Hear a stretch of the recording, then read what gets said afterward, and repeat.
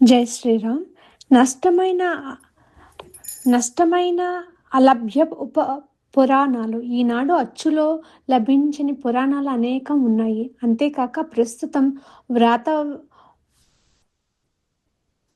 వ్రాతప్రతుల్లో కూడా లభించని ఉపపురాణములు దాదాపు 25 ముఖ్యమైన వాటిని పరిశోధకులు గుర్తించారు. వీటి వీటి గురించి ధర్మశాస్త్ర గ్రంథాలలో ఉదాహరించిన శ్లోకాల వల్ల ఈ పురాణాలు అసలు ఉన్నట్లు తెలుస్తుంది. అలాంటి అలభ్య ఉప ఉపపురాణాలు ఇవి: ఆదిత్య పురాణం, ఔషవన ఉపపురాణం, ఔఖేతక ఉపపురాణం, బారహ స్పత్య ఉపపురాణం, భాగవత ఉపపురాణం, బ్రహ్మాండ పురాణం, బృహత్ ఔసనస ఉపపురాణం, ఏకపాద ఉపపురాణం, గారుడ ఉపపురాణం, కూర్మ ఉపపురాణం, లఘు బ్రహ్మ వైవర్త పురాణం, లీలావతి పురాణం, మాధవీ పురాణం, మహేష్ ఉపపురాణం, మృత్యుంజయ ఉపపురాణం, నారదయ పురాణం, పుష్కర పురాణం, రుద్ర ఉపపురాణం, సౌర ఉపపురాణం, సోమ ఉపపురాణం, త్వష్ట్ర ఉపపురాణం, ఊర్ధ్వ ఉపపురాణం, ఉత్తర సౌర పురాణం, వామన ఉపపురాణం, యమ పురాణం, వాయవీయ ఉపపురాణం, శారదా పురాణం, స్కాంద ఉపపురాణం, బృహన్నందికేశ్వర ఉపపురాణం, నందికేశ్వర పురాణం, నంది పురాణం, సౌకీయ ఉపపురాణం వంటివి అలభ్య ఉపపురాణాలుగా రమేష్ చంద్ర హజ్రా పండితుడు, ఇంకా గౌరనాథ శాస్త్రి, రాధా గోవింద భాషకుడు, విద్యా వాచస్పతి, సునీత కుమార చటర్జీ వంటి పరిశోధక మండలి పేర్కొన్నది. ఇందులోని కొన్ని ఆసక్తికరమైన విషయాలను కొంచెం స్థూలంగా చెబుతుంది. ఆదిత్య ఉపపురాణం. ఇది చాలా ప్రాచీనమైన ఉపపురాణంగా తెలుస్తున్నది. దేవీ భాగవతం, వింధ్యా మాహాత్మ్యంలోను, బృహ ధర్మ పురాణంలోనూ ఇది పేర్కొనబడింది. భాస్కర పురాణం, ఆదిత్య పురాణము ఒకటే అని పరిశోధకులు భావిస్తున్నారు. కానీ స్కాంద పురాణం మాత్రం వేరుగా కనపడుతుంది. పూర్వ ధర్మశాస్త్రకారుడైన నారాయణ భట్టు, నరసింహ వాజ్పేయి, గోపాల్ భట్టు, రఘునందనుడు ఈ సౌర పురాణం నుండి శ్లోకాలు ఉదహరించినారు.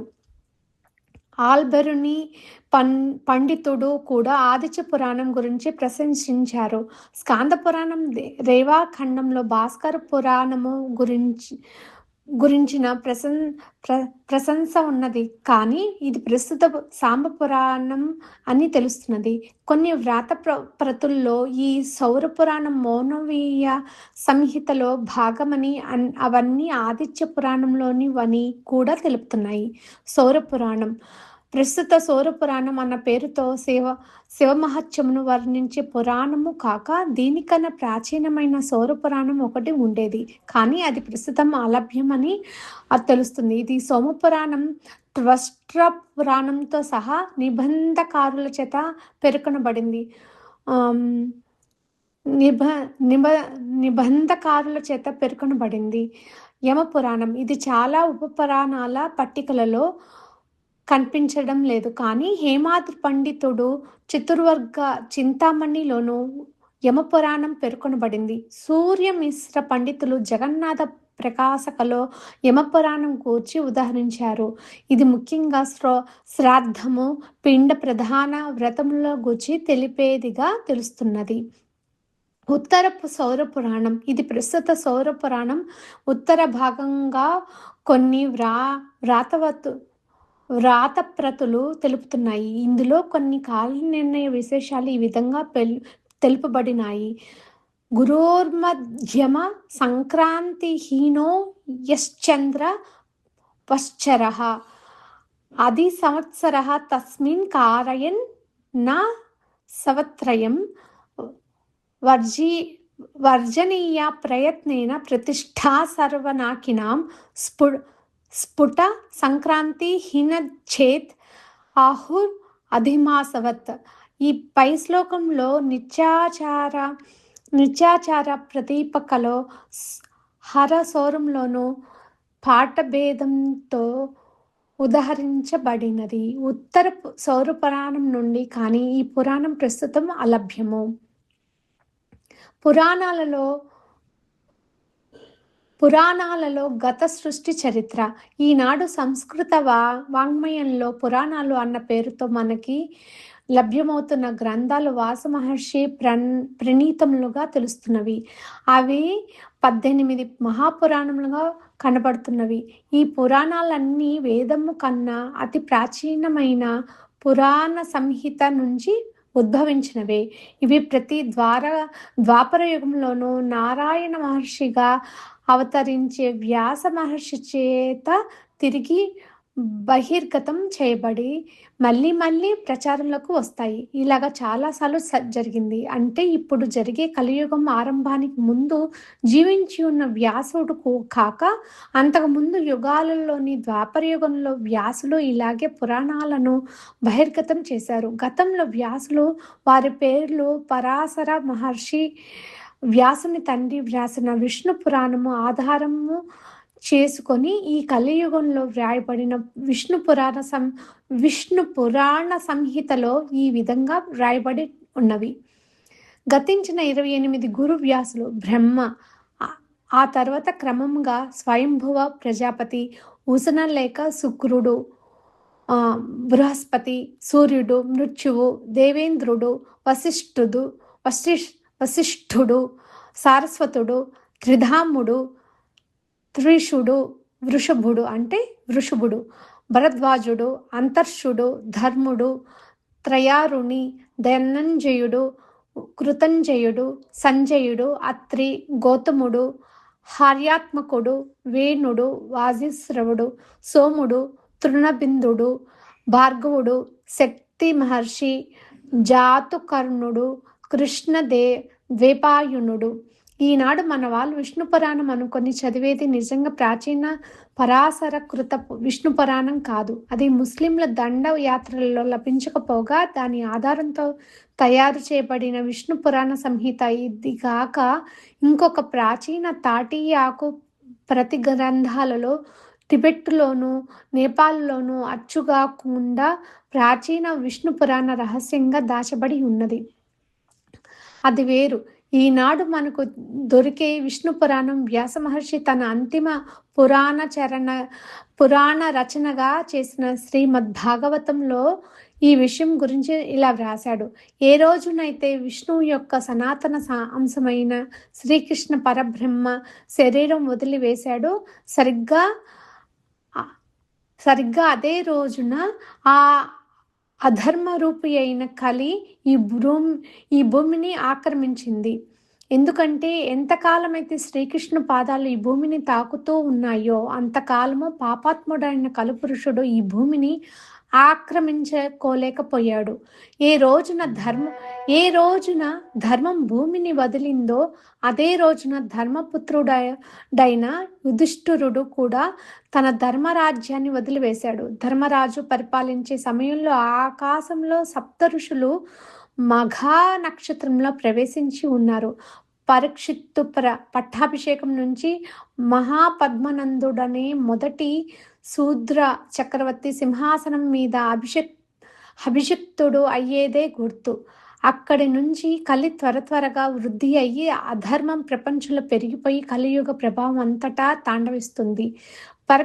పరీక్షిత్తు నుంచి మహాపద్మ నందుని వరకు పట్టే కాలము 1500 సంవత్సరములు అని వ్యాసుడు స్పష్టంగా భాగవతం ద్వాదశ స్కందంలోని జరగబోయే రాజుల చరిత్ర భవిష్యద్రాజేతిహాసంలో పైలాగా రాశాడు అని. ఆ సమయంలో సప్త ఋషులు మఘా నక్షత్రం వదిలి పూర్వాషాఢకి చేరుకున్నారు. కాబట్టి ఈ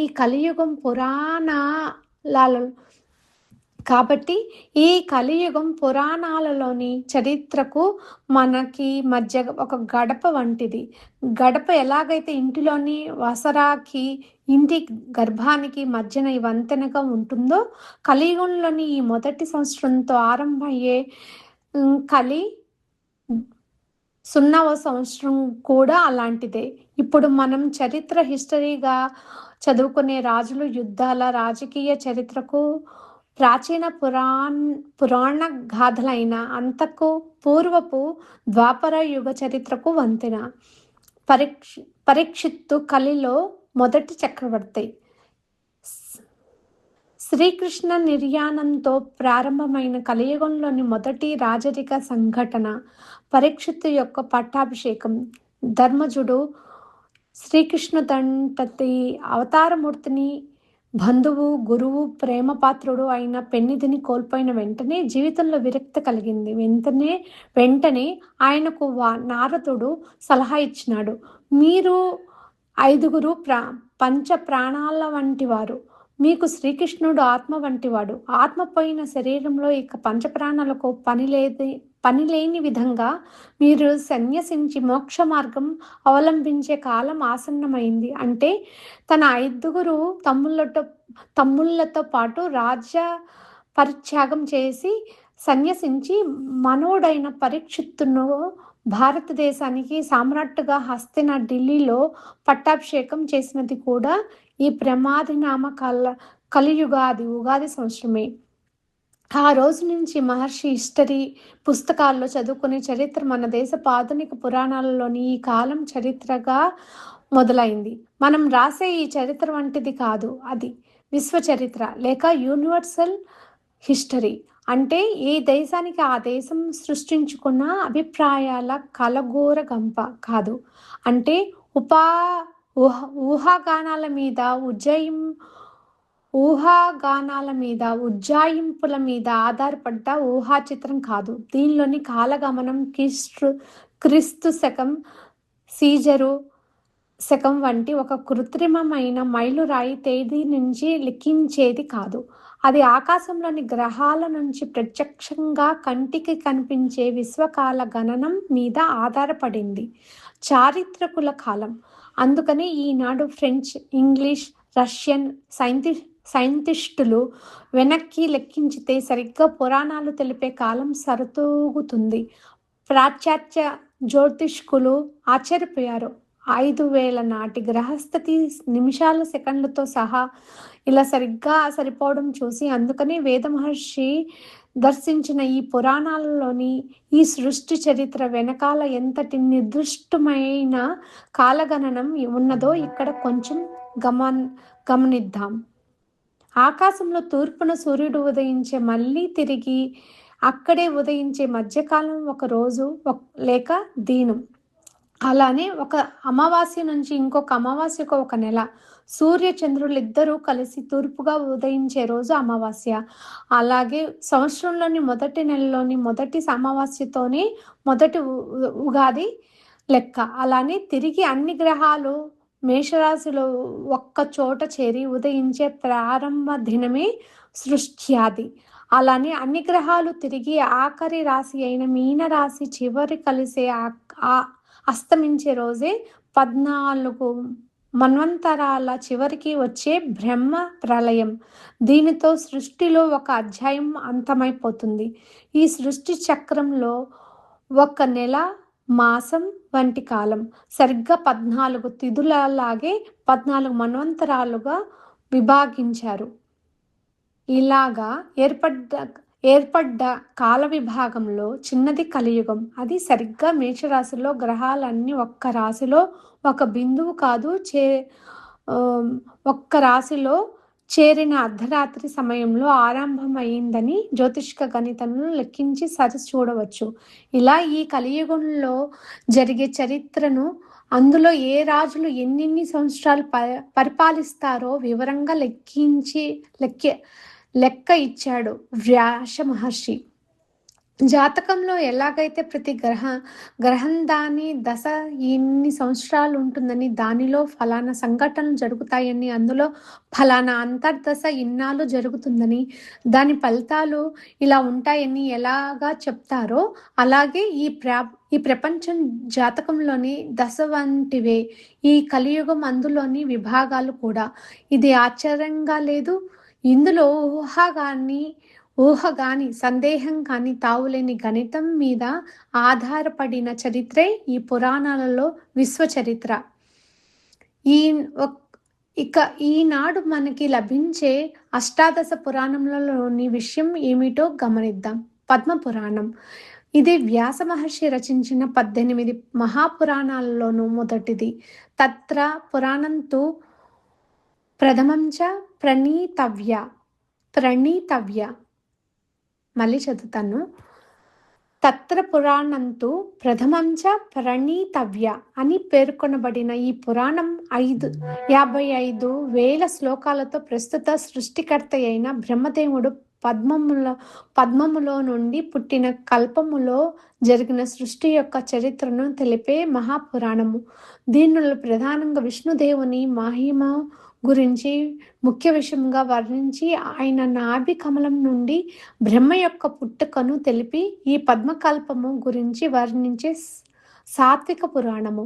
పురాణంలోని ప్రధాన వస్తువును బట్టి విభజించే సందర్భంలో మనుష్యులలో గల త్రిగుణాలైన సత్వ రజస్తమో గుణాల విభాగంలో ఈ పురాణాలు కూడా సాత్విక, రాజస, తామసిక పురాణాలుగా విభజింపబడి ఉన్నాయి.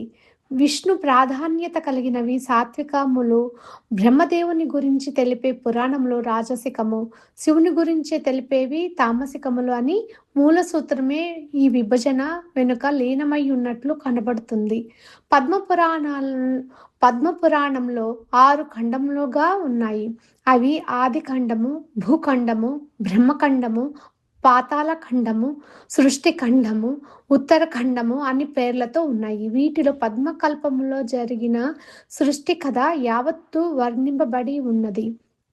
ఇందులో ప్రహ్లాదుని పూర్వజన్మ వృత్తాంతము, విష్ణు సహస్రనామము మహిమ, పాతాళ ఖండంలో వర్ణింపబడిన పూర్వకల్పంలో జరిగిన రామాయణ చరిత్ర మనకు దొరికే కుతూహలకరమైన విషయాలు. జై శ్రీరామ్.